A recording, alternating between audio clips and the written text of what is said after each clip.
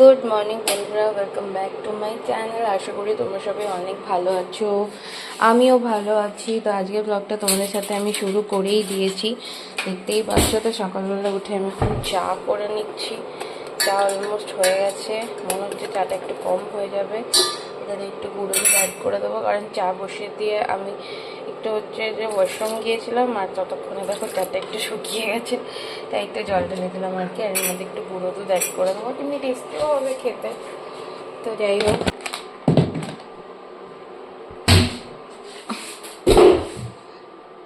গুঁড়ো দুধের ডিব্বা।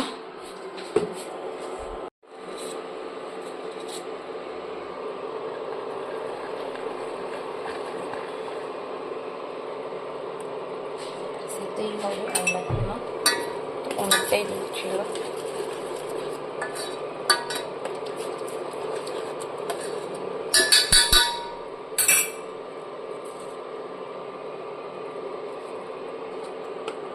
আজকে আমি দেখো এই মাছটা বার করেছি, কটা চিংড়ি মাছ ছিল এটা, আর এই যে ইলিশ মাছটা, এটা যে রান্না হবে। তো দেখা যাক কী রান্না করি।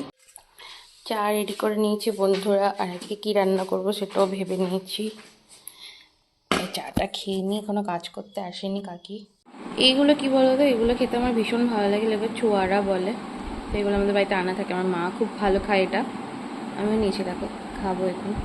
হেভি লাগে, বেশ খেজুরের মতো মিষ্টি মিষ্টি। কে কে খাও তোমরা এটা? সেই আজকে রান্নাবান্না দেখো, বেগুন মেখে রেখেছি, নুন হলুদ একটুখানি তেল একটুখানি চালের গুঁড়া চিনি দিয়ে, কটা চিংড়ি মাছ আর ইলিশ মাছ। এর সাথে ভাজবো পেঁয়াজ, আর এর মধ্যে দেখো রসুনও আছে। হাতে চালে ধুয়ে রেখেছি, একটু পরে রান্না বসাবো। তার আগে যাবো স্নান করতে। আমার স্নান করা কমপ্লিট হয়ে গিয়েছে বন্ধুরা। তো স্নান করে চলে এসেছি, তোমরা দেখতেই পাচ্ছ। তো এখন দেবো পুজো দিয়ে তারপর করবো রান্না। চলে এসেছি দেখো ঠাকুর ঘরে।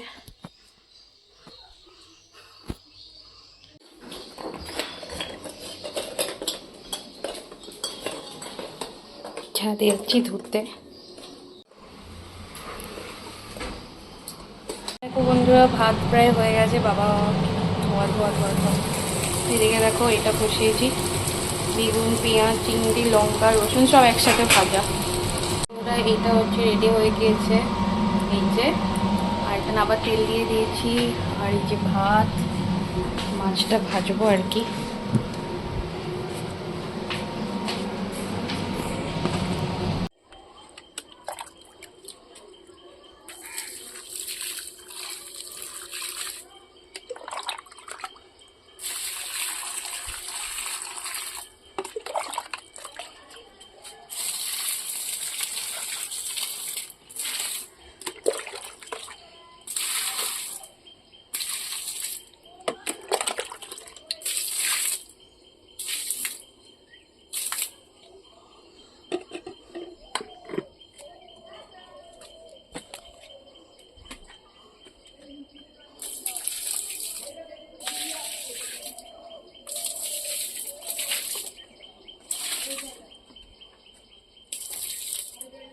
আমি দুদিন ধরে ছাদের গাছগুলোতে জল দিয়েছি সন্ধ্যাবেলা করে, কিন্তু পিছনটাতে জল দেওয়া হয়নি। আর এখানে মাটিটা দেখো একদম শুকিয়ে গেছে, কারণ কি এখানে প্রচণ্ড পরিমাণে রোদ পড়ে। তাই ভাবলাম এখানে গাছগুলোতে আগে জল দিয়ে দিই, কারণ এগুলো তো একেবারেই শুকিয়ে গেছে। ছাদের গাছগুলোর মাটিটাও ভেজা থাকে টপটা। যদিও আমি চলে গেলে হচ্ছে কাজের যিনি আছেন উনি কাকি, উনি এসে জল দিয়ে যাবে বলেছে।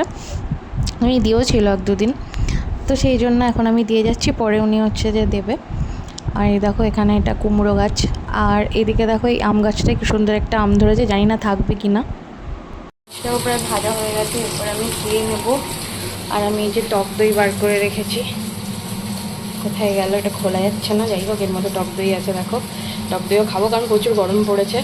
আপনারা তো ভিডিও তোমরা দেখতেই পেয়েছো যে এই গাছটাতে প্রচুর পরিমাণে ফলন হচ্ছে। এটা সামনে লাগিয়েছে এই লঙ্কা গাছটা, এটাতে মানে প্রচুর পরিমাণে লঙ্কা হয়েছে। তো সব লঙ্কাগুলোর কিন্তু এখনও ফুল আছে, পুরোপুরি হচ্ছে লঙ্কাগুলো আর কি প্রাপ্তবয়স্ক হয়নি আর কি। সেই কারণে আমি দেখলাম, আমি আর তুলিনি। তবে গাছটা একদম নিচ থেকে শুরু করে জট অবধি পুরোটাই লঙ্কা হয়েছে। তো আশা করি লঙ্কাগুলো এইভাবেই ফলবে, আরও বড় হবে। আর বেগুন গাছটা তো অনেক বেগুন হয়েছে। তো আজকের বেশি কিছু করিনি, সব একসাথে হচ্ছে গিয়ে মেখে একটা হজবরল খাবার খাবো আর কি। সবই আছে, ইলিশ চিংড়ি বেগুন কিছু বাদ নেই, তার সাথে খাবো টক দই, কারণ প্রচণ্ড গরম। আমার সমস্ত রকম কাজ কমপ্লিট হয়ে গেছে, খাওয়া দাওয়া করে নিয়েছি, যা যা কাজ ছিল করে নিয়েছি। এবার রেডি হয়ে যাব, কারণ আমি চলে যাব এবার মানে কালকেই সকালবেলা একবারে ডাইরেক্ট অফিস যাবো ভেবেছিলাম। তো দাদাবেলা মা নেই, কি রান্নাবান্না করতে হবে, আবার উঠে কী খেয়ে যাবো সেই সব ভেবে টেবে ভাবলাম যে যাই চলেই যাই, কী আর করবো, কিছু করার নেই। তো এখন একটু রেডি হয়ে যাব, রেডি হয়ে তারপরে গিয়ে টাটা বাই বাই হয়ে যাবো। 1:30টার সময় বাস আছে, মুখটা খুব টান ধরছে।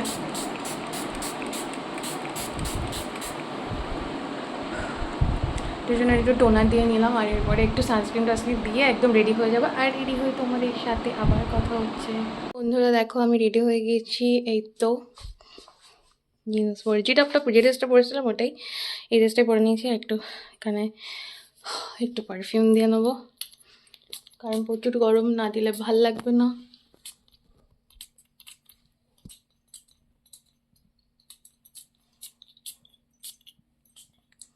তো ব্যাস আমি এখন বেরোবো, আবার তোমাদের সাথে পরে দেখা হচ্ছে। বন্ধুরা এখন প্রায় 1টা বাজতে যায়, আর আমি 1:30 থেকে বাস ধরবো, তাই জন্য তাড়াতাড়ি করে বেরিয়ে যাচ্ছি। যেতে যেতে একটু সময় লাগবে, গিয়ে ওয়েট করবো, তো এই হচ্ছে ব্যাপার। টোটোতেই চলে যাবো। তো চলো বেরোই, আবার কবে আসবো, মারা আসবে সানডে, তো আসতে একটু দেরিই লাগবে। তো যাই হোক চলো বেরোই, টাটা।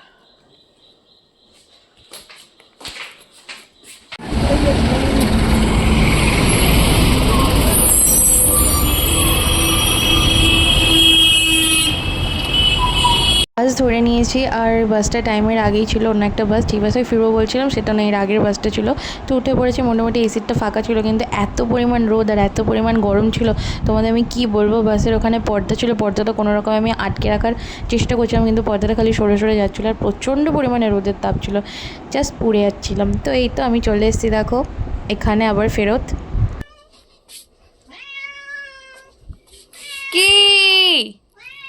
কি হয়েছে বলো? বাস থেকে নেমেছিলাম হলদিয়া মোড়ে, ওখান থেকে বাকিটা হচ্ছে আমার বর বাইকে করে নিয়ে এসছে।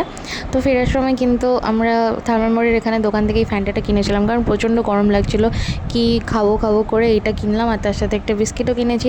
তো ওটা খেয়ে নিয়েছি, কারণ অনেক আগে ভাত খেয়েছিলাম, খিদে পেয়ে গেছিলো। আর এই তো বিড়ালটা পুরো পাগলই করে দিল খাওয়ার জন্য, যদি ওকে খেতে দেওয়া হয়েছে। আমি আজকে আসতাম না বাড়ি থেকে, তাই আমি ভেবেছিলাম একেবারে কালকে সকালে এসে ডাইরেক্ট অফিস ধরবো, কিন্তু আমার বর বললো চলে আসো ঘুরতে যাবো, এরকম একটা ব্যাপার। তো ঘুরতে যাওয়ার টোপ দিয়ে ও মোটামুটি আমাকে বললো চলে আসতে, তো আমি চলেও আসলাম। কারণ এই রোদের মধ্যে কিন্তু বেরোনোটা প্রচণ্ডই কষ্ট, কারণ দুপুরে কী পরিমাণ রোদ থাকে তোমরা তো জানোই। আমি 1:30টার আগে বাস ধরেছিলাম, আর ওই 3:30টার মধ্যে এখানে চলে এসেছি। তো তারপরে রেডি হয়ে গেছি দেখো, কারণ আজকে যাবো একটা জায়গায় ঘুরতে। বর যেহেতু বলেছে, কথা দিয়েছে, তাই কথা তোকে রাখতেই হবে। তাই এই রোদের মধ্যে হলো আমরা একটু রোদ কমলে ঘুরতে বেরোবো। তো সেই জন্য দেখো সানস্ক্রিন মেখে নিচ্ছে, কারণ বাইরে যা রোদের তাপ আছে, সানস্ক্রিন না মাখলে হবেই না। আর ড্রেসটা চেঞ্জ করে নিয়েছি, জিন্সটা সেম আছে, এই টপটা পরলাম, অনেক দিন পরে এই টপটা পরলাম, এটা আগেরবারে পুজোতে কিনেছিলাম, তারপরে অনেক দিন পরা হয়নি। আর গরম পড়ে গেছে, তাই এই পন্সের লাইট ময়েশ্চারাইজারটা এখন মাখি। এখন আর কোনো অন্য ময়েশ্চারাইজার মাখলে মুখ পুরো আমার অয়েলি হয়ে যাবে, কি বলবো তোমাদের, আর ভীষণ প্রবলেম হয় আমার এইটা।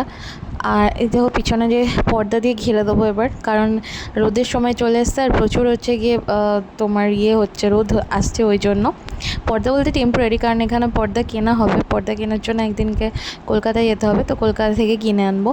এখানে পর্দার দামও বেশি হবে, আর অত ভ্যারাইটিও পাবো না, কারণ এখানে দোকানে অত ভ্যারাইটি থাকে না।